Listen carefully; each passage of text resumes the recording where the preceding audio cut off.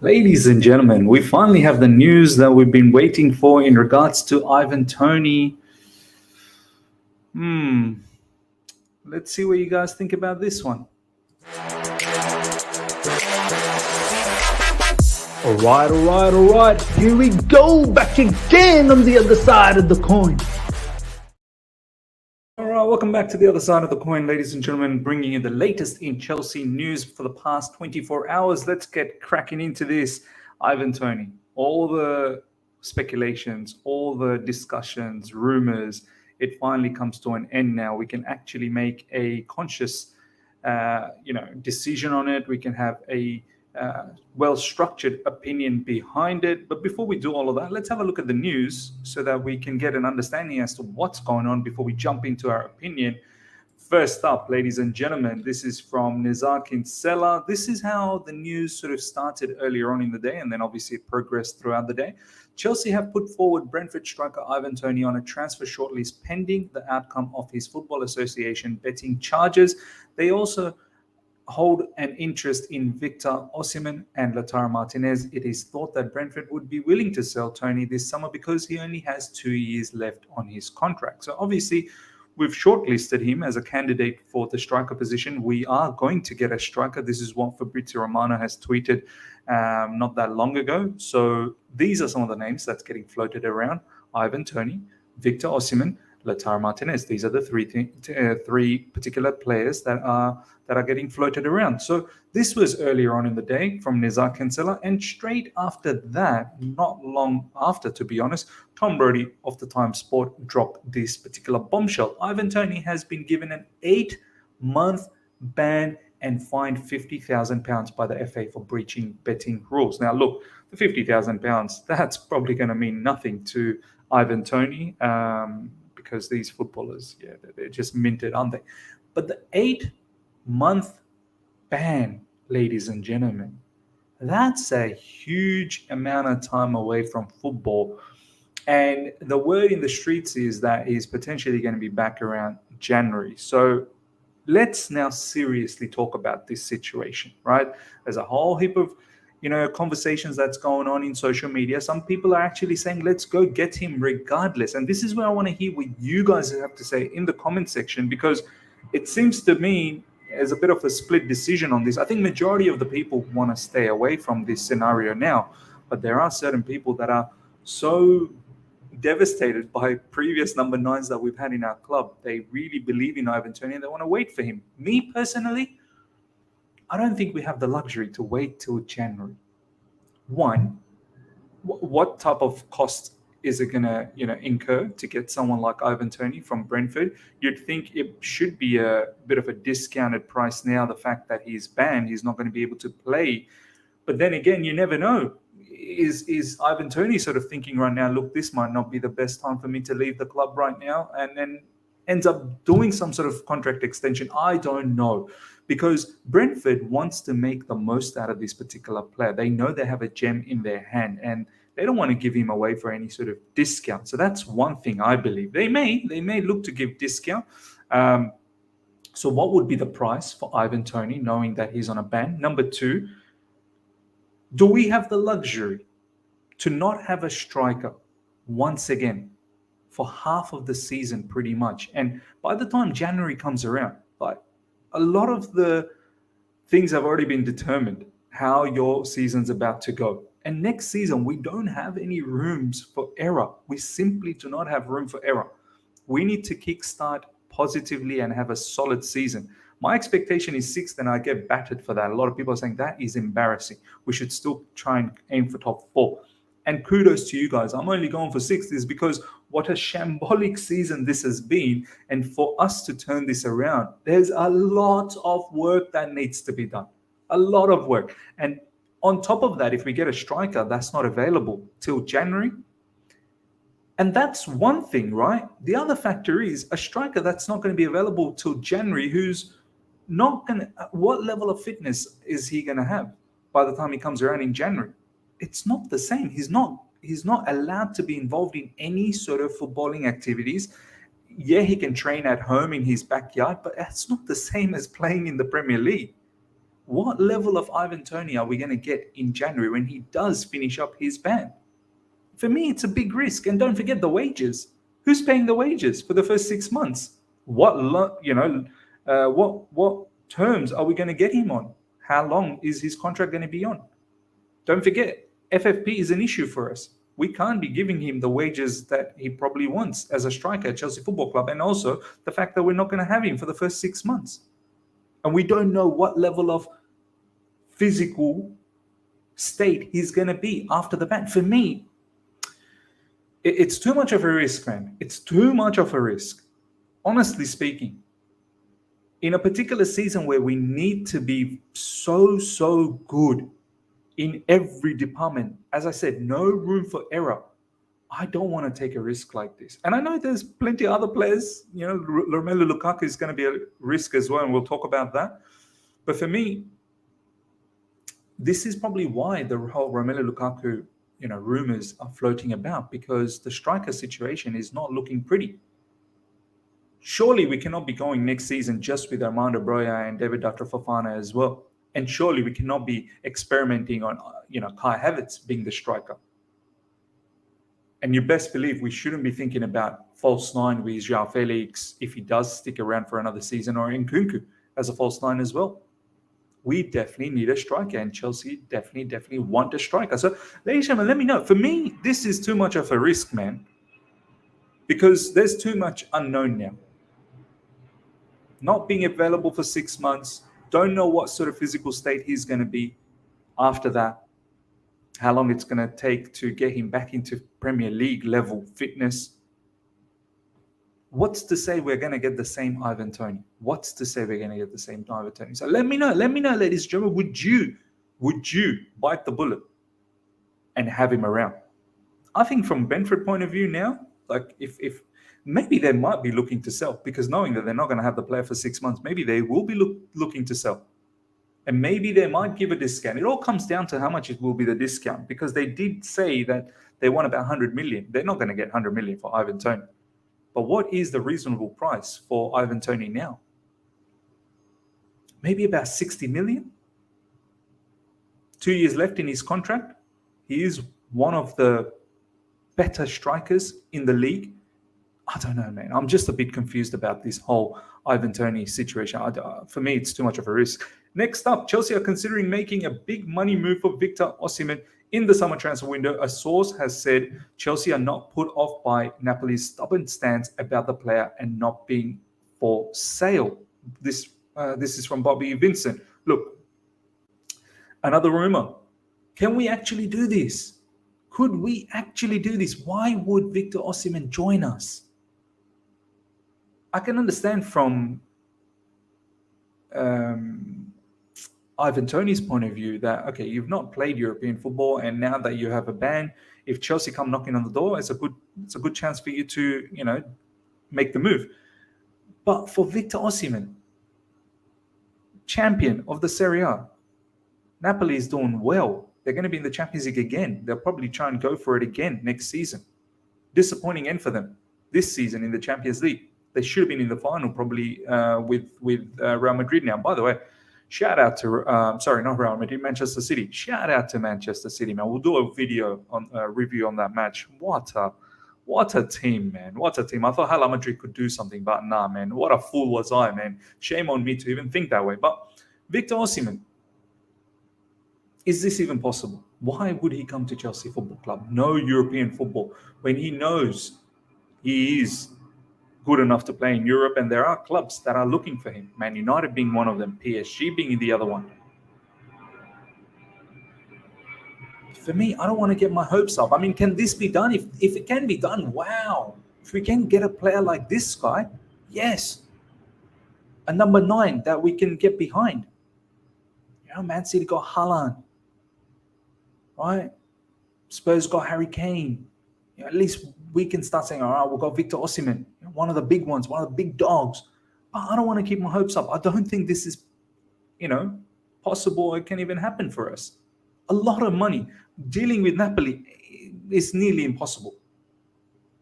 With their CEO over there, the president over there, De Laurentiis, it's not possible. He's going to ask for a lot of money, man. And I don't want to keep my hopes up. But if this happens, well, yeah, of course, take it. But for me, this is a bit far-fetched. And this is why we have now landed on this particular news. Breaking: Mauricio Pochettino is open to working with Romelu Lukaku. Talks are delayed now until after the UEFA Champions League final. This is from Matt Law. You know something's happening. I'm just surprised that Poch is going for a player like this, because Romelu Lukaku post-match yesterday said very clearly Simone Inzaghi earlier on this season was applying the press from the front style of football. And Inter could not deal with that. They were leaking a lot of goals and they couldn't press from the front. They don't have the personalities up front to do that with the likes of Lukaku, even Lautaro Martinez.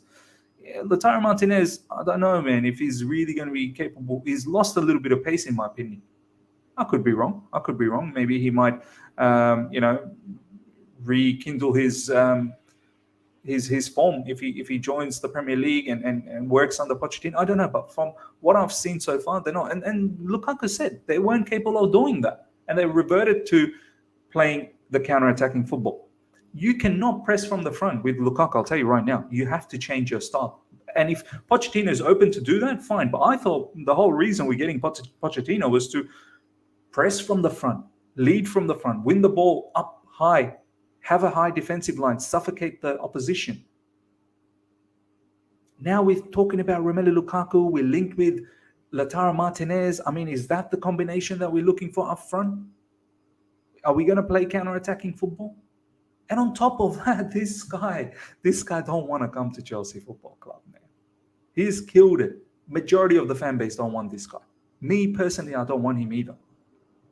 For me, he's too temperamental. I don't know what I'm going to get. He's a mixed bag.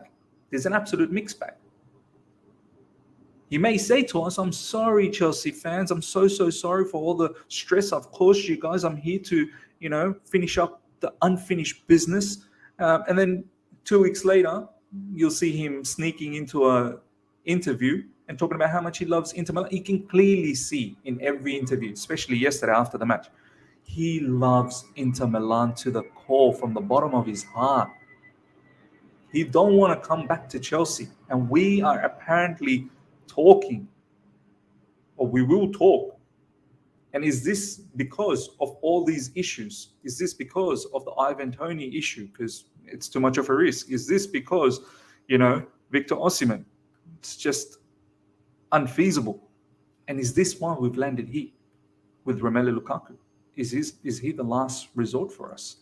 Because you best believe Lautaro Martinez as a lone striker ain't gonna work. I'm telling you right now.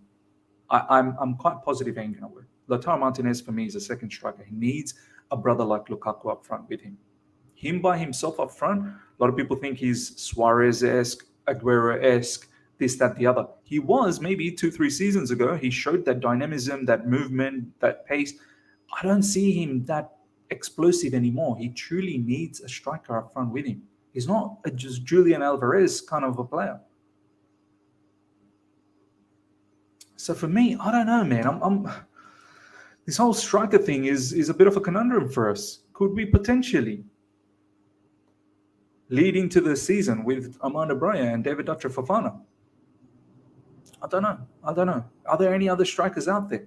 Some people have said that Atalanta brother, Højlund. I've not seen him, but some people are talking about him. Bottom line for me, I hope it's not Kai Havertz that we're going with as the striking option next season, because we've tried that and it's not going to happen. So do we brace ourselves for Romelu Lukaku? It's a massive conundrum that we face ourselves in, and I'm sure we're going to talk about it a lot more in the summer as well. Now, next up, there have been no offers yet for Romeo Lavia. However, the Liverpool project is the most convincing to him, so that's why I think it will be Liverpool.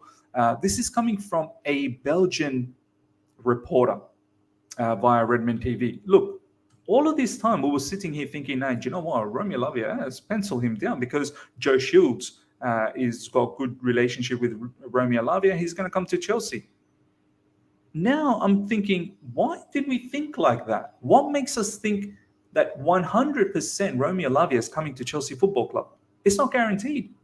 Romeo Lavia, if he has an opportunity to play for Liverpool Football Club, he'll play for Liverpool.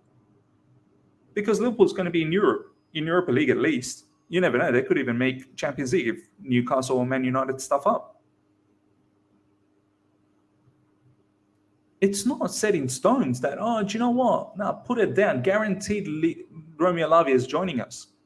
It's detrimental, the fact that we didn't make it to Europe. It is detrimental. Look, I'm positive that Joe Shields will be the key factor here to bringing him at Chelsea. I would like to see him as one of the midfielders, not as the defensive midfielder, as a box-to-box. I think someone like Romelu Lukaku could be a huge part of our team for the long run, but someone who can come in immediately and help out in midfield, and we need help in midfield. We are going to get rid of quite a few midfielders. There's been rumours about Kovacic. There's been rumours about Conor Gallagher. There's even rumours about Mason Mount. Looks like it's probably not going to happen. But I'm not even sure whether Romelu Lukaku is guaranteed for us. So we'll see the midfield market. But the thing about midfield market is that there is a lot of midfielders available. So that's the best part about the whole situation. I would expect Trevor Chalobah to leave Chelsea this summer, probably on a permanent transfer, but I'm not sure on that part. This from Matt Law, saying probably on a permanent basis, but I'm not sure about that part. I mean, Matt Law, what are you saying? Are you sure? Are you not sure? Like, he could leave, but he may not leave. I'm not sure. Nice one. But look, from my personal opinion, I don't think there is any spot for him. I don't know if we're going to play 3 at the back, but if we definitely play with 2 CBs, there's no spot for Trevor Chalobah. There's Wesley Fofana, there's Thiago Silva, there's Buddy Shield, there's Lewan Colwell who's coming back, and don't forget there's still Koulibaly as well. And Koulibaly at the moment is a surplus. And then you have Chalobah. He's going to be one of those players that will probably get sacrificed in order to balance up our books. We can probably get a good amount of money for Chalobah. I'm hoping you do. I think Chalobah is minimum 35 to 40 million pounds defender. Minimum. He's a very good defender. Yeah, he has had some bozo moments here and there, but overall, he's a very, very good defender. Give him the chance. Make him, your sort of number one defender in your team. He'll do a job. He will do a job. I've got no doubts about that. Pochettino is now back in London, ladies and gentlemen. This is from Matt Law. We'll hear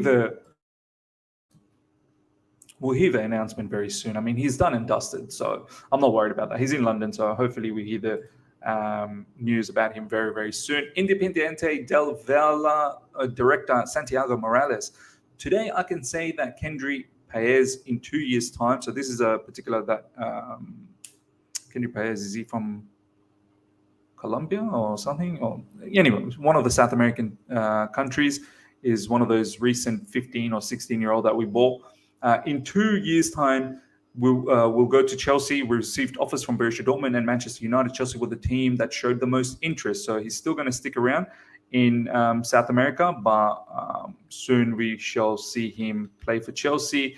There's a lot of hype about this kid. There's some really, really good footage. But once again, we need to have a plan. We don't have plans for our current young players, let alone 15 and 16-year-olds. So I'm not going to get too gassed and too hyped about this, because I need to see what our plans are for players like Chukwuemeka, Omari Hutchinson, and Lewis Hall, and this, that, the other. Before I see all of that stuff, I can't get excited about these 15, 16-year-olds who I don't even know what's going to happen. Do you know what I mean? Like 2 years' time, that's a long time. 2 years' time, they'll come to Chelsea Football Club. We'll see what happens to us at that time. Last but not least, breaking: Chelsea are close to kickstarting their multi-club project by buying a stake in Strasbourg. They're also believed to be looking at buying a stake in Portuguese club Portimonense. Look, fantastic. I mean, both Portugal and France, good leagues to have, player developments and sending our players for loans, prospective ones, obviously the ones that we think can make a future at Chelsea Football Club, and also to find new gems from those clubs. So, but look, the focus should be about Chelsea right now. Focus should be heavily on Chelsea. We should worry about Chelsea for the timing and then slowly think about buying these clubs down the track. We shouldn't just jump into these clubs and, not having Chelsea settled at all. But that's just my opinion. Let me know your thoughts on Strasbourg and Portimonense. Ladies and gentlemen, we're going to wrap things up. Now, Hope you guys have enjoyed this. Smash the like button if you have. If you're here for the first time, subscribe and comment below about the whole Ivan Toney situation, man. What do you think? Risk or no risk? Do you go for him now? Romelu Lukaku? I mean, this whole Victor Osimhen, this whole striker situation is a mad conundrum. Mad conundrum that we find ourselves in. Smash the like button. If you're here for the first time, subscribe. Hit the bell notification to stay in touch with all my content. I shall see you guys for a live tomorrow. Until then, see ya.